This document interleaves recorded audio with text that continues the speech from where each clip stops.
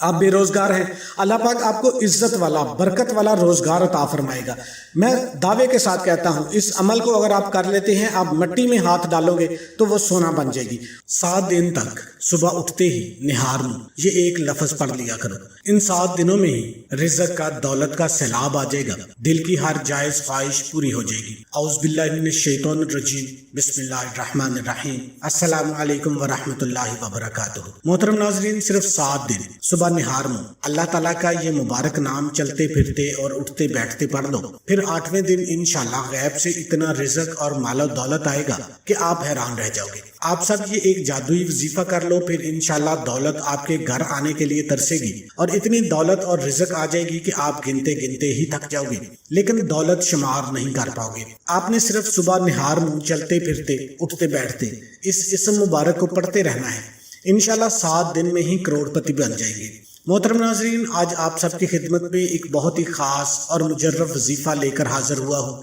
یہ ایک روحانی وظیفہ ہے اور اللہ تعالیٰ کے پاک نام کا وظیفہ ہے، اور یہ وظیفہ جو کوئی بھی سچے دل اور کامل یقین سے کرتا ہے، چند دنوں میں، جیسا کہ اس عمل کو بزرگوں نے 7 دنوں سے منسوخ کیا ہے، ان 7 دنوں میں ہی آپ کو اس کے نتائج ملنا شروع ہو جائیں گے۔ اور جس شخص پر اللہ پاک اپنا فضل و کرم اور خصوصی رحمت والا معاملہ کرتے ہیں تو وہ بندہ چند دنوں میں ہی اتنا مالا مال ہو جاتا ہے کہ اسے خود کو سمجھ نہیں آتی کہ میرے پاس یہ رزق کہاں سے آ رہا ہے۔ اللہ تعالیٰ کی ذات جو کہ انسان کے لیے رحمان بھی ہے، رحیم بھی ہے، وہی کریم ہے، خالق بھی وہی ہے اور رازق بھی وہی ہے۔ میرا اللہ وحدہ لا شریک ہے، وہ کسی بھی بندے کو اپنا نام پکارنے سے اس قدر رزق فراہم کرتا ہے کہ بندہ اپنے رب کا شکر ادا کرتے کرتے نہیں تھکتا۔ تو ناظرین اکرام، آپ لوگ یہ وظیفہ ضرور کریں، انشاءاللہ پھر آپ کو بھی وہاں سے رزق حاصل ہوگا جہاں سے آپ نے کبھی وہم و گمان بھی نہیں کیا ہوگا۔ کوئی بھی وظیفہ کرنے کے ساتھ ساتھ 5 وقت کی نماز بھی پڑھنی ضروری ہوتی ہے، کیونکہ وظیفے کے ساتھ جو عبادت ہوتی ہے وہ بھی بہت زیادہ ضروری ہوتی ہے۔ خاص کر عبادت کے بعد جو دعا مانگی جاتی ہے، اس دعا کی الگ ہی بات ہے۔ اللہ تعالیٰ ہمارے گناہوں کے باوجود بھی ہم پر رحم کا معاملہ ہی کرتا ہے، اور جو لوگ اللہ پاک کا شکر ادا کرتے ہیں تو پھر ان کو نہ ختم ہونے والے رزق دولت ملنا شروع ہو جاتی ہے، ایسی خوشی ملتی ہے جو کبھی ختم نہیں ہوتی۔ اللہ پاک پھر ان کو ایسی دولت عطا کرتا ہے، ایسی عزتیں عطا کرتا ہے جس کا کوئی حساب نہیں ہے۔ تو ناظرین اکرام، اسی لیے اللہ پاک سے جب بھی مانگو تو صرف اور صرف عزت والا، برکت والا، چین اور سکون والا رزق ہی مانگا کرو، کیونکہ کئی مرتبہ ایسا بھی ہوتا ہے کہ انسان کے پاس بے شمار دولت تو آ جاتی ہے اور وہ دیکھتے ہی دیکھتے لاکھوں کروڑوں کا مالک بھی بن جاتا ہے، لیکن اس کی دولت میں، رزق میں برکت بالکل نہیں ہوتی اور نہ ہی اس کی عزت ہوتی ہے، کیونکہ وہ دولت حرام ذرائع سے حاصل کی گئی ہوتی ہے، کچھ شارٹ کٹ استعمال کیا ہوتا ہے۔ جیسے کوئی بھی کاروبار تو حلال سے ہی شروع کیا گیا ہے، خوب محنت بھی کرتے ہیں، دعائیں بھی مانگتے ہیں، 5 وقت کی نماز بھی باقاعدگی سے ادا کرتے ہیں، لیکن کاروبار میں بجلی کا کنڈا ڈال لیتے ہیں تو پھر کاروبار میں برکت کیسے ہوگی؟ 2 نمبر طریقے سے مال بیچتے ہیں، زیادہ منافع رکھ کے مال بیچتے ہیں، خراب مال بیچ دیتے ہیں، تو اس میں پھر برکت کیسے ہوگی؟ تو اسی لیے اللہ پاک سے برکت والا رزق مانگنا چاہیے۔ اس رزق کا، اس دولت کا کیا فائدہ جو آپ کو مسجد تک نہ لے جا سکے، جو آپ کو اللہ کی عبادت کرنے پہ مجبور نہ کر سکے، جس سے آپ اللہ کا شکر نہ ادا کر سکے۔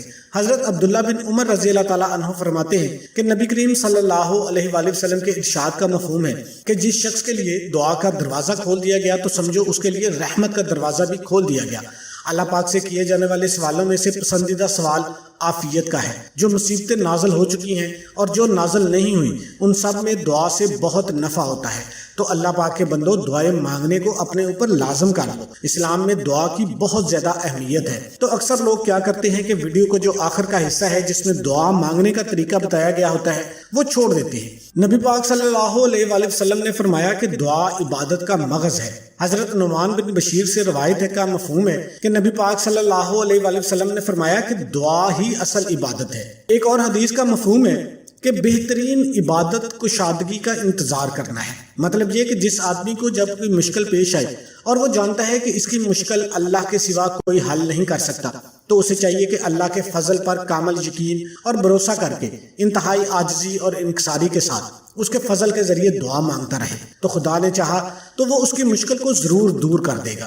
اس کا مطلب یہ ہے کہ عبادت اور کشادگی کا انتظار، گویا آپ نے دعا اور انتظار کو ایک دوسرے کے لیے لازم و ملزوم قرار دے دیا ہے، کیونکہ جب آپ دعا مانگتے ہیں اکثر وہ دعا قبول فوراً نہیں ہوتی، لیکن اس کے اثرات آپ کو آنے والے دنوں میں نظر آئیں گے۔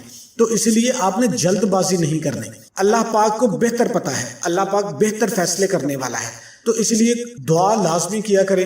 باقی جو کچھ ہونا ہے وہ اللہ کے اوپر چھوڑ دیا کریں۔ ہر وقت، ہر حاجت کے لیے، ہر مشکل کے لیے دعا اللہ پاک سے مانگتے رہا کریں۔ ہر زمانہ میں دعا کو ایک بہت بڑا ہتھیار سمجھا گیا ہے۔ اب اس میں ایک بات اور ہے کہ اکثر لوگ کہتے ہیں کہ ہم دعا تو بہت کرتے ہیں لیکن ہماری دعائیں قبول ہی نہیں ہوتی۔ تو ہمیں یہ معلوم کرنے کی کوشش کرنی چاہیے کہ وہ کون کون سے اسباب ہیں جن کو اختیار کرنے سے دعا کی قبولیت کے امکانات بڑھ جاتے ہیں۔ کتاب و سنت میں ان اسباب کے بارے میں بتایا گیا ہے، لیکن سب سے بڑا سبب جو ہے وہ رزق حلال کا اہتمام کرنا ہے۔ اس لیے ہم کوشش یہی کرتے ہیں کہ آپ کو بتایا جائے کہ آپ نے حرام کا لقمہ جو ہے نا وہ اپنے گھر میں نہیں لے کے آنا۔ جس قدر حلال اور طیب غذا آپ اپنے جسم کے اندر، اپنے گھر والوں کے جسم کے اندر اتاریں گے، آپ اسی قدر مستجاب الدعوات ہوں گے، آپ کی ہر دعا قبول ہوگی۔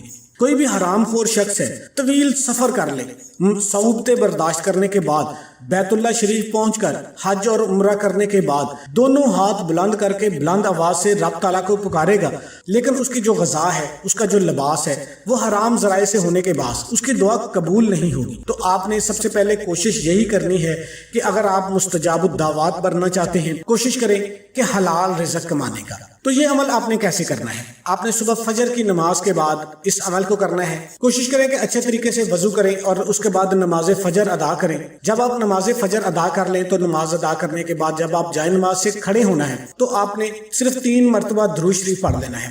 اللہم صلی علی محمد وعلی آل محمد کما صلیت علی ابراہیم وعلی آل ابراہیم انک حمید مجید۔